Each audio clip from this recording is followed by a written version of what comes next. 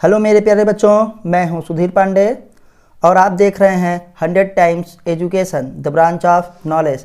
तो बच्चों, हम लोग पढ़ रहे हैं क्लास 10th की केमिस्ट्री चैप्टर नंबर 4, जिसका नाम है कार्बन और उसके यौगिक। तो बेटा, आज हम इसका जो है 14वां लेक्चर करेंगे, जिसमें हम लोग पढ़ रहे हैं कार्बनिक पदार्थों के रासायनिक गुण, मतलब केमिकल प्रॉपर्टीज ऑफ क्या है, ऑर्गेनिक कंपाउंड। तो बेटा, इसमें हमने एक रिएक्शन देख ली थी, जो थी कि यह दहन की रिएक्शन, कंबंशन की रिएक्शन। जिन्होंने ना देखा हो प्लीज़ उनसे रिक्वेस्ट है वो प्लेलिस्ट में जाएं, और प्लेलिस्ट में लिखा है क्लास 10th केमिस्ट्री, और उसमें सारी वीडियोज आप देख सकते हैं चैप्टर नंबर 1 से अभी तक की। आज बेटा हम जो है कार्बनिक पदार्थों के दूसरे रासायनिक गुण के बारे में बात करेंगे, जिसे हम लोग कहते हैं ऑक्सीकरण, मतलब ऑक्सीडेशन। हम लोगों ने इसको पहले भी पढ़ा है, तो आइए बस उसी को फिर से रिवाइज करना है, बाकी कुछ करने की ज़रूरत नहीं है। वीडियो को चालू करने से पहले आपसे रिक्वेस्ट है कि प्लीज़ चैनल को सब्सक्राइब करिए, वीडियो को लाइक करिए, अपने दोस्तों के साथ शेयर करिए, और कमेंट के माध्यम से आप हमको सुझाव दे सकते हैं। आज बेटा हम लोग कॉपी और जो है पेन से बनाएंगे, क्योंकि इसमें थ्योरेटिकल बहुत है और थोड़ा सा मैं बोर्ड में वीडियो बनाने के लिए असमर्थ हूँ इस समय। तो आइए इसी से देखते हैं, ध्यानपूर्वक देखिए, बहुत ही अच्छे से समझ में आएगा, और बोर्ड के लिए तो ये 100% ये तरीका सही है, ताकि पूरा का पूरा ध्यान क्या है, अपने टॉपिक पे जाए। ऑक्सीकरण किसे कहते हैं? ऑक्सीजन का जुड़ना बेटा, किसका? ऑक्सीजन का जुड़ना और हाइड्रोजन का निकलना ऑक्सीकरण कहलाता है। तो बेटा इसी को ऑक्सीकरण कहा जाता है, हमने पीछे भी बहुत देखा है। आइए थोड़ा देखते हैं कि ऑक्सीकारक पदार्थ क्या होते हैं, किसे कहते हैं ऑक्सीकारक, या ऑक्सीडाइजिंग एजेंट, या इसी को कहते हैं ऑक्सीडेंट भी कहा जाता है। कुछ पदार्थों में न अन्य पदार्थों को ऑक्सीजन देने की क्षमता पाई जाती है न, इन पदार्थों को ऑक्सीकारक कहा जाता है। ऑक्सीकारक इसका मतलब वे पदार्थ हुए बेटा जिनके पास ऑक्सीजन पर्याप्त मात्रा में है, और वो अपना ऑक्सीजन दे करके दूसरे पदार्थ को ऑक्सीकृत करवाते हैं, और खुद ही क्या होता है, अपचयित होते हैं। तो ऐसे पदार्थों को हम लोग क्या कहते हैं, ऑक्सीकारक कहते हैं। जैसे KMnO4, देखिए इसके पास ऑक्सीजन कितना है, 4, और K2Cr2O7, इसके पास ऑक्सीजन कितना है, 7। तो बेटा आप ये जानते हैं, ये हमारे पास होता है पोटेशियम परमैंगनेट, और इसे हम कहते हैं क्या, पोटेशियम डाइक्रोमेट।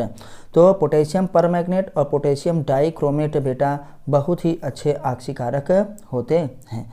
इसका एग्जाम्पल हम लोग आइए देखते हैं कि ये पोटेशियम परमैंगनेट क्षारीय माध्यम में मतलब क्षारीय पोटेशियम परमैंगनेट KMnO4 तथा अम्लीकृत मतलब अम्लीय माध्यम में पोटेशियम डाइक्रोमेट एल्कोहल, किसको बेटा, एल्कोहल को अम्लों में ऑक्सीकृत करते हैं। किस अम्ल में बेटा, तो कार्बोक्सिलिक अम्ल में। किसको बेटा, एल्कोहल को कौन करता है, KMnO4। तो इस रिएक्शन को आइए हम लोग देख लेते हैं, अर्थात ये ऑक्सीकारक पदार्थ है। अब हमने देखा कि ये ऑक्सीकारक पदार्थ है, देखते हैं कैसे ये बेटा एल्कोहल को कार्बोक्सिलिक अम्ल में बदलता है। तो चलिए हम लोग रिएक्शन देखते हैं। हमारे पास है बेटा CH3CH2OH, आप जान गए ये क्या हो गया, एथेनॉल, एक क्या है, एल्कोहल है। अब इसमें हम देख रहे हैं कि क्षारीय माध्यम में क्या है बेटा, क्षारीय KMnO4, या तो अम्लीय माध्यम में क्या होगा, अम्लीय K2Cr2O7। ये बेटा ये क्या करता है, इस एथेनॉल को इसमें अम्ल में बदल देता है। देखिए यहाँ से ऑक्सीजन निकल के ऑक्सीजन इसमें जुड़ जाएगा। देखो बेटा ध्यान से देखिएगा, CH3 तो है ही, C भी है न, एक ऑक्सीजन है, एक ऑक्सीजन इसमें और आ जाएगा तो O हो जाएगा, डबल O, और क्या है, H, और क्या है, H।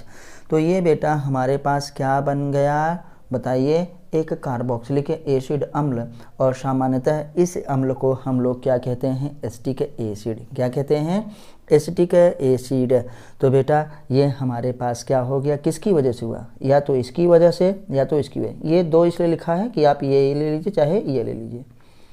तो आपसे पूछा जाएगा कि क्षारीय माध्यम में ना एथेनॉल को मतलब एल्कोहल को कौन है जो है अम्ल में बदल देता है, तो वो होगा KMnO4 ना। अम्लीय माध्यम में कौन जो है एथेनॉल को बदल देता है किसमें, अम्ल में, तो बेटा वो क्या है K2Cr2O7। पोटेशियम हमारे पास क्या होता है, डाइक्रोमेट होता है। तो इसीलिए यहाँ पे ये देखिए पहले से इसको हमने लिख दिया था। तो इसे बेटा हम लोग क्या कहते हैं, एल्कोहल। कौन सा एल्कोहल है बेटा, एथेनॉल। एथेनॉल ये है बेटा अम्ल। कौन सा अम्ल, एसिटिक एसिड। इसी को हम लोग एसिटिक एसिड को सामान्यतः क्या कहते हैं, दो हमारे पास कार्बन है तो एथ हो गया ना, एक सिंगल बॉन्ड से है तो एन हो गया, COH इसको हम लगा देंगे इसका सफिक्स ओइक एसिड। तो ये क्या बेटा है, एथेनोइक एसिड, एक कार्बोक्सिलिक अम्ल है। एक क्या है, कार्बोक्सिलिक अम्ल है। आइए बच्चों और आगे देखते हैं। तो ऑक्सीकरण की अभिक्रिया संपन्न हुई। पीछे भी हमने बहुत सारी अभिक्रियाओं को देखा था ऑक्सीकरण के बारे में। एक अभिक्रिया हम और देखते हैं, संकलन अभिक्रिया, जिसे हम लोग क्या कहते हैं, संकलन अभिक्रिया, मतलब एडिशन रिएक्शन। आप जानते हैं कि संकलन अभिक्रिया को एडिशन अभिक्रिया कहते हैं। संकलन का मतलब योग की अभिक्रिया न, जिसमें क्या हो, समायोजन होता हो। तो देखते हैं क्या होता है संकलन अभिक्रिया। आप जानते हैं जिसमें क्या है, दो अभिकारक जोड़ करके एक उत्पाद देते हैं। तो पैलेडियम मतलब PD तथा निकेल उत्प्रेरक की उपस्थिति में हमारे पास असंतृप्त हाइड्रोकार्बन, किसमें, असंतृप्त हाइड्रोकार्बन में हाइड्रोजन जुड़कर संतृप्त हाइड्रोकार्बन बनाता है। मतलब पैलेडियम या निकेल उत्प्रेरक की उपस्थिति में असंतृप्त हाइड्रोकार्बन में क्या है, हाइड्रोजन जुड़ जाता है, हाइड्रोजन जुड़कर संतृप्त हाइड्रोकार्बन बनाता है। तो बेटा आइए हम लोग इसका एग्जाम्पल देखते हैं कि कैसे। मान लो हमारे पास क्या है, C डबल बॉन्ड हम लोग देख रहे हैं, ये C है, इधर एक हाइड्रोजन, इधर एक हाइड्रोजन, इधर एक हाइड्रोजन और इधर क्या है, एक हाइड्रोजन। तो आप जानते हैं ये क्या है, एथीन है। क्या है, एथीन। देखिए कार्बन कार्बन के बीच में बेटा आप देख रहे हैं क्या है, डबल बॉन्ड है। कार्बन कार्बन के बीच में डबल बॉन्ड है। इसका मतलब यह क्या है बेटा, असंतृप्त हाइड्रोकार्बन है। हम लोग जानते हैं कि जब कार्बन कार्बन में डबल बॉन्ड रहता है तो उसे असंतृप्त हाइड्रोकार्बन कहते हैं। चलिए अब इसमें हाइड्रोजन को हम लोग क्या कर देंगे, जोड़ देंगे। तो हाइड्रोजन को जोड़े किसकी उपस्थिति में बेटा, या तो पैलाडियम, क्या कह रहे हैं, पैलाडियम, या तो निकेल की उपस्थिति में, पैलाडियम या निकेल की उपस्थिति में। तो हाइड्रोजन यहाँ न लिख करके आप यहाँ भी लिख सकते हैं, कोई दिक्कत नहीं, मैंने यहाँ लिखा है। तो ये हाइड्रोजन क्या हो जाएगा, जुड़ जाएगा। तो 4 हाइड्रोजन पहले से 6 हाइड्रोजन हो जाएगा। जब 6 हाइड्रोजन हो जाएगा तो कार्बन की बैलेंस 4 ही होती है, आप जानते हैं। तो क्या होगा, एक कार्बन से कार्बन ये जुड़ गया, 3 हाइड्रोजन हमको जोड़ना है, 1 2 और ये क्या है 3, 1 2 और ये क्या है 3। तो बेटा ये एथीन से, देखो अभी ये था एथीन, ठीक है महाराज, एथीन, एथीन से ये बेटा बदल गया किसमें, एथेन में। तो आप जानते हैं कि कार्बन कार्बन के बीच में डबल बॉन्ड तो असंतृप्त हाइड्रोकार्बन, और कार्बन कार्बन के बीच में सिंगल बॉन्ड तो संतृप्त हाइड्रोकार्बन होता है। तो एथीन बेटा क्या था, असंतृप्त, असंतृप्त, ठीक। और ये हमारे पास एथेन क्या हो गया बेटा, संतृप्त। तो इसका हमारे पास उदाहरण है, इसका हमारे पास क्या उदाहरण है, आइए हम लोग देखते हैं। सबसे अच्छा कि वनस्पति तेल को, जो हमारे पास वनस्पति तेल होता है उसमें हाइड्रोजनेशन करवा करके हम लोग क्या है, वनस्पति घी में बदल देते हैं। तो क्या लिखेंगे यहाँ पे, याद रखिएगा, बहुत इंपॉर्टेंट है। आपसे पूछा जाएगा कि वनस्पति तेल को वनस्पति घी में कैसे बदला जाता है। आपने डालडा घी खाया होगा, डिब्बे में देखा होगा कि वनस्पति तेलों से निर्मित है।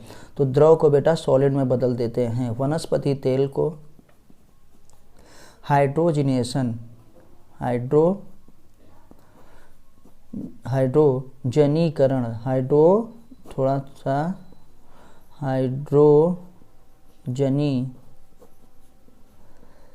मतलब हाइड्रोजनेशन क्रिया के